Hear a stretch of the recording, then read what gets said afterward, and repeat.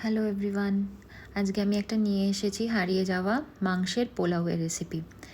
আমি শুধু একটু ইম্প্রোভাইজ করেছি রেসিপিটা মাংস ম্যারিনেশনের জায়গাটাতে, কিন্তু বাকিটা একই রকম। এটা ঠাকুরবাড়ির একটা রান্নার থেকে ইন্সপিরেশন নিয়ে আমি করেছি।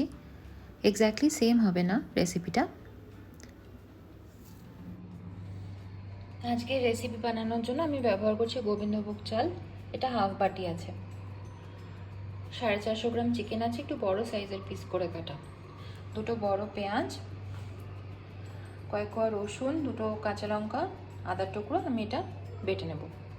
চিকেনের মধ্যে এটা মেশাবো আমি, আর তার সাথে সামান্য দই দেবো।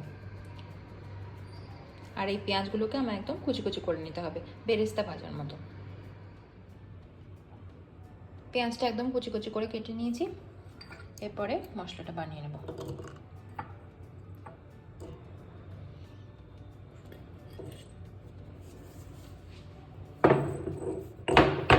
আমি কড়াই গরম করতে বসিয়ে দিয়েছি।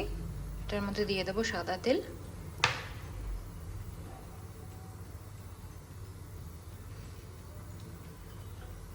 দিয়ে পেঁয়াজটা ভেজে নেব আগে।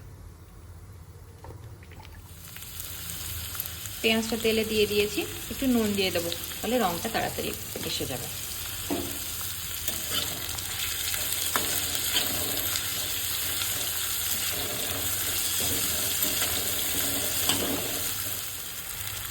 পেঁয়াজটা যতক্ষণ ভাজা হচ্ছে আমি চালটা ধুয়ে রেখেছি আর মাংসটা ম্যারিনেট করে নেব। আমি মাংসটার মধ্যে 1 টেবিল স্পুন দই দিয়েছি, আর যেটা বেটে রেখেছি সেটা, আর নুন দিলাম। এবার এটা ভালো করে মেখে নেব। আর চালটাও আমি ধুয়ে রেখেছি। পেঁয়াজটা ভাজা হয়ে গেছে, এই অবস্থায় তুলে নেব। পেঁয়াজ তোলা হয়ে গেছে, সেম পাত্রতে আমি একটু ঘি দিয়ে দেবো। এবার দেবো ম্যারিনেট করে রাখা মাংসটা।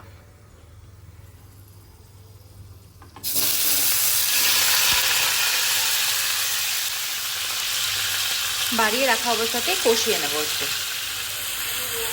এরকম ভাজা ভাজা হবে, বাড়িয়ে রাখবেন। হ্যাঁ,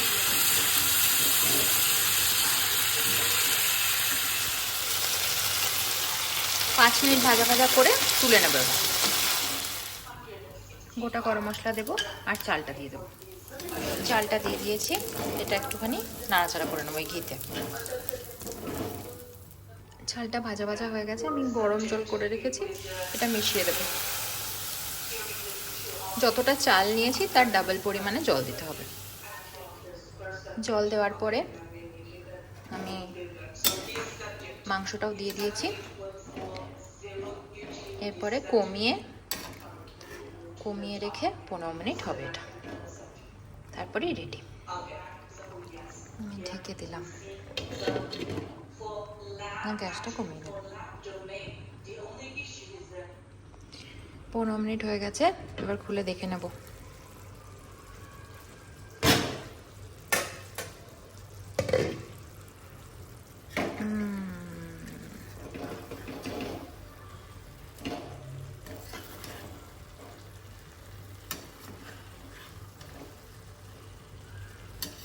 এটার মধ্যে এবার ভেজে রাখা পেঁয়াজগুলো ছড়িয়ে দেবো। ভেজে রাখা পেঁয়াজগুলো ছড়িয়ে দিলাম, পোলাও রেডি। কেমন লাগলো বাড়িতে অবশ্যই বানিয়ে জানাবেন। এটা একটা একদম 1 পট মিল, ভীষণ ইজি বানানো আর ভীষণ টেস্টি হয়। আপনাদের ফিডব্যাকের অপেক্ষায় থাকবো। ধন্যবাদ।